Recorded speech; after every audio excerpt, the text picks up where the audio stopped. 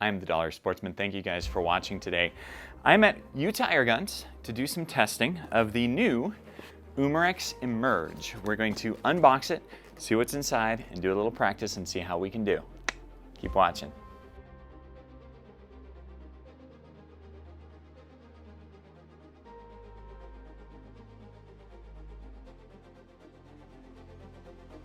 A very special thank you to Zan Slugs for becoming the newest sponsor of this channel. We really appreciate them. I shoot Zan in every single competition that allows me to shoot slugs anyway because they rock. And they've also come out with 30 caliber pellets too, which won first place in the Northeast Airguns Classic. So check them out, they're worth it. All right, y'all, thank you so much for watching. I am going to unbox something that I don't normally do much of with Umarex, and that is a break barrel airgun. Now I saw this at SHOT Show, have not opened this up. At least I don't think I have. Maybe I peeked inside once, but this was very interesting at SHOT. It has a 12 round magazine. If you guys know, I have done a lot of break barrel stuff on my channel with repeaters, and I'm very curious as to how this one's going to work. It is a 22 caliber. I just like 22, so I appreciate the fact that this comes in 22. It is a 12 round magazine. It is rifled, of course, which it should be. Break barrel, has the fiber optic sights on it. It does come with a cheap little scope. I normally say that it's worth upgrading scopes. However, this is a Springer, and Springers can wreak havoc on scopes unless they are built for Springers. So we're going to try this one out, see how it goes, or just use the iron sights, but I really want to try some scope shots in this range today. So let's get into it. Look at that coming out of the plastic. All right, so first off, very first thing I notice is that this has a Weaver Picatinny rail, which I really appreciate. Guys, dovetail is the past. I'm sorry. It really is. On air guns, you need Weaver Picatinny. That's how the industry is going. The tacticalness, the ease of ability to put scope rings on. So I really appreciate that. Now, I will say that I see a dovetail mount underneath here, and this is just a rail that's attached on top. I'm really grateful that they included that, and rather than myself having to purchase one like that. So that's great. The second thing I noticed is this magazine. It is beefy, and it kind of sticks up a little bit. So you can see that the sights they've had to raise in order to get up past the magazine. That's really interesting. Now, I haven't seen that particular method before, but I will say that the iron sights, just looking down at them now, are quite comfortable. I don't have to really dig my cheek in to get to them. I've had that problem before with other iron sight break barrels, and this one is very comfortable to get on target. So we can test that out. So that's interesting. I like the grip on here. It's rubber, so it doesn't like hurt your hand, but it is sticky. Gives you a good solid grip. Same back here. It has a slight cheek rise right here, which is nice, and then of course the buttstock. These aren't adjustable at all, but I wouldn't expect that from this cost of an air gun. So we cock this. That's interesting. You can actually single load almost, but the magazine slips out just like so, and holy cow, this thing is beefy. Take a look at that. Very hefty. That is not a cheap plastic magazine at all. It has metal parts inside it in order to create the seal, the proper seal, inside of here. Slides on just like so. That's very interesting. That's a cool system. I haven't seen that before. We will rotate it. Oh, it starts like this. Rotate 180 degrees. It comes off just like so. Really easy. So I've got the FX Atomics. These are the same as the JSB Hades pellets. They are 15.8 grain, more or less, 0.89. So I'm just going to load up a bunch of these. I'm not twisting this because it didn't say to twist it. And I kind of appreciate that. It looks like it's going to auto-rotate on its own in the system. Because you can see there are a bunch of detents. This is very much like a revolver here. So it should twist around with the system. It looks like a completely new design, which is kind of cool. So let's put this back on. It slips over the top as so, and then we twist it back around. And now the two arrows line up. Let's stick that on.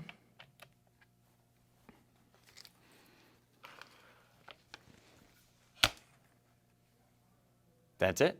All right, I forgot to mention within the box as well comes the scope. Well, I'd mentioned the scope. It also comes with the scope rings. Off camera, I just got these set up really quick so we can mount it on quickly afterwards. But first, we're going to take some iron sight shots, and I'm going to set up the lab radar here. Here we go.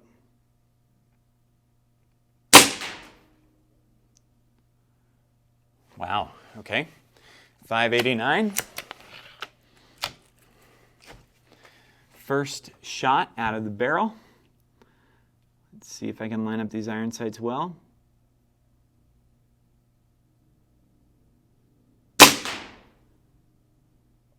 .657.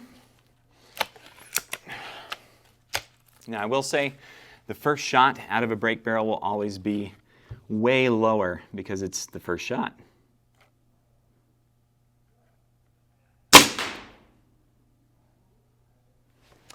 Application error. Didn't catch that one. Yeah, it's not catching them. 670. Awesome. Okay, that's 5 shots. I have no idea because my eyes aren't that good. So let's go on to the next target down underneath and see where they land. 692. Not bad.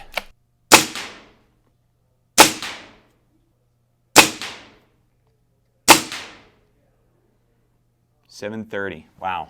Okay. We've got 2 more shots in the magazine. So let's just see where we can put them. Maybe in that little bird up there. Wow. Not bad. 719. 727. Wow. Okay. I will say I'm pleasantly surprised. Inexpensive break barrel air guns are touch and go, right? It's just how it is. I wasn't even trying to do the proper hold for this particular gun because break barrels in general you have to hold very lightly, and I'm over here kind of crouching down on it, holding it a little hard just because they're the first shots and I didn't know what to expect, right? So, and it's been a while, honestly, since I've shot a break barrel. But the recoil response on that was not bad at all, which I'm very impressed with. My cheek doesn't hurt at all, and it still has plenty of power, which is really cool.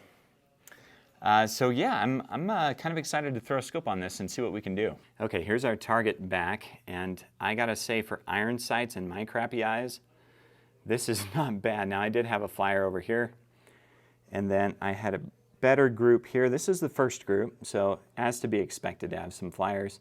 Second group tightened up, and then I just had the last 2 shots, and you can see that was actually really good because I kind of figured out where those iron sights were aiming, and not too shabby. 10 yards with iron sights. Let's do the scope now and see how that goes. Okay, I believe I have this more or less sighted in. We're going to take some shots now. I sighted in at 10 yards, and it was like hole over hole, which was awesome, with some variation. I will admit some of my skirts on these pellets are bent. That happens. 35 yards with this scope, I will say, is extremely difficult. I can't hardly see that far. It's only a 4x32. I think the scope is more suited for 30 and in. However, we have 35 yards here, so I wanted to try it. So here we go. Now I am shooting this right-handed. I am left-handed, but I'm right-eye dominant, so we're going to see how this does. Trigger does admittedly leave something to be desired. It is a long pull. So there is that. And I will say 683 velocity. I am noticing that because it's only a 4x, I'm kind of moving around my reticle all over that square. So there is that. So you might want to look into an Axion, for example, scope to replace this with. I would recommend that. All right, so aiming at the bottom target, we only have 3 there, and then 1 came up here. This was the group that I did while sighting in. It's about a 2-inch group at 35 yards. Let's bring it into 30 with this particular scope and see if we can improve. All right, I've got this set up at 25 yards. I believe it's 25 yards in this range. Sometimes it's hard to tell. So we'll give this a go.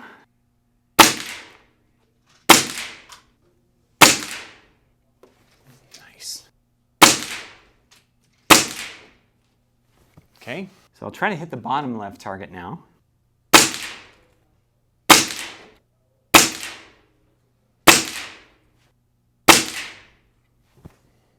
Awesome.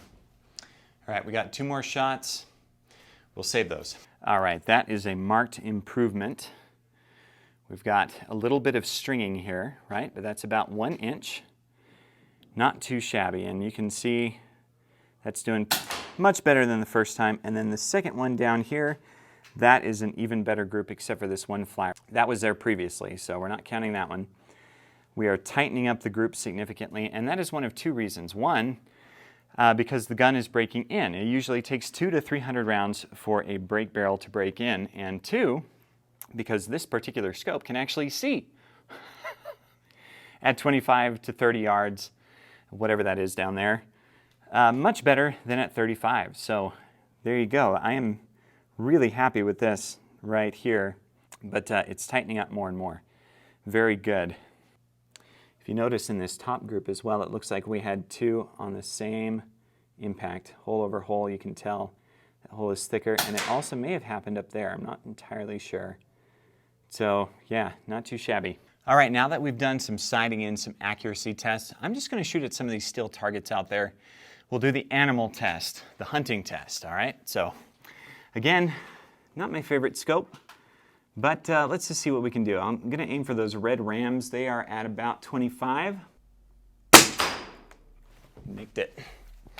681. Nice. Nice. There's my aim point. 672. All right, green rams again. Now, editing spoiler alert, I didn't realize that my target camera didn't see the green rams that I'm aiming at here. I hit them, but you wouldn't know. Sorry, guys. Now that I know where my aim point is, it's going great. Let's go for those pigs again. Nice. All right. Small game approved, I would say. But I will say, grab yourself an Axion scope that actually has holdover, because you're going to need it. This has variability enough. You can see I missed some of them at different distances out there, which I've done in the past, hunting rabbits. So you're definitely going to want a better scope that has holdover. This will work for basic plinking in your backyard. You want to go plink? Put this on, you'll be great. But not for hunting, okay? So there is that. In terms of the accuracy and the power itself, I'm really impressed. This is continuing to improve. My accuracy is getting better and better as I'm breaking it in. And I've only gone through 50, 60 shots so far, and it's continuing to really tighten in. So I'm very happy with that. The trigger definitely could be improved. The trigger is mushy, but if you know how to shoot it, if you can get used to it, you can get on target pretty quickly. So there is that. I really like the magazine structure. It is not a spring. I don't know what gizmos or gadgets they've got installed in there, but it's very cool. I did forget to put the back of the magazine on once because I'm an idiot. But other than that, so all the pellets came falling out as I tried to reload it. Yeah, and the iron sights are good. They are raised so that they're comfortable. It does take some force to cock it. I'm used to it, but you have to grab on the end and crank it down. I can do it because I've done this a lot. So if you're used to springers, you shouldn't have an issue with that. Oh, I love the Picatinny rail. I love the fact that this is accurate and it's not losing power at all. We're breaking it in and it's keeping right around 670 on average. Now, this will change based on your elevation. If you were down at sea level, it's going to be way more powerful. Every 1,000 feet of elevation has a significant difference on spring air guns, including piston systems like this.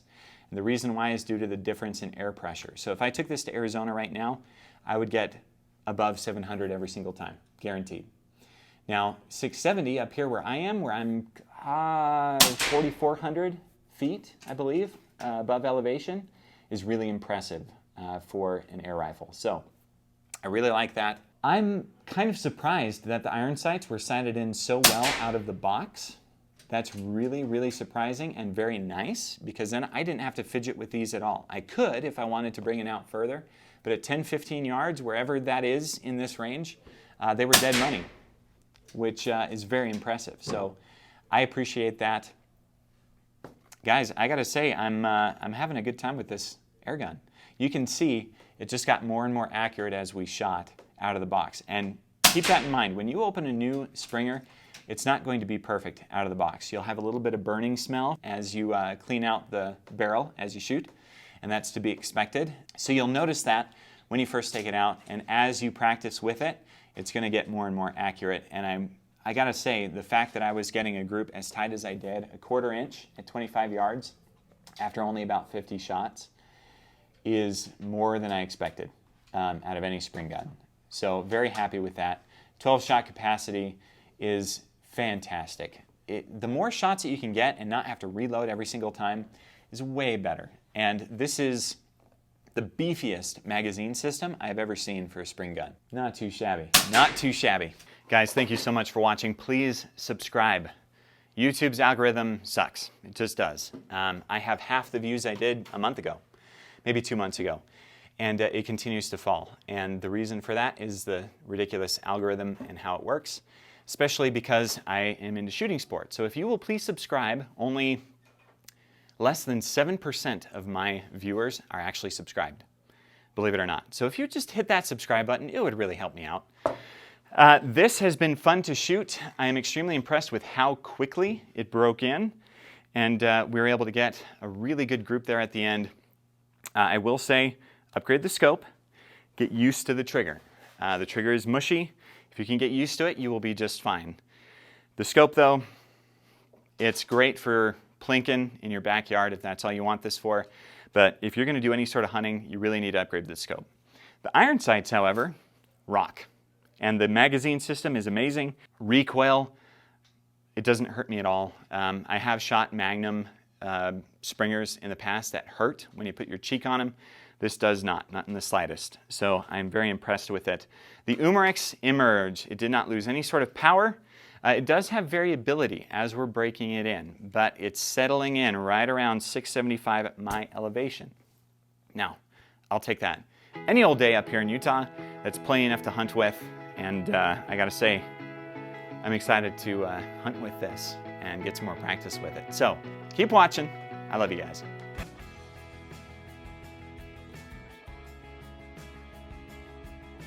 Yes! You guys excited? Yes. Excited. Yeah! Well, it's certainly thrilling. Yes, it was. This is going to be a fun adventure. Yeah. Well done. That was awesome. Did you see that? Woo! Yeah! You can do this. Get out there. Let's go do this. Woo! He's so fired up. This guy. I love this guy.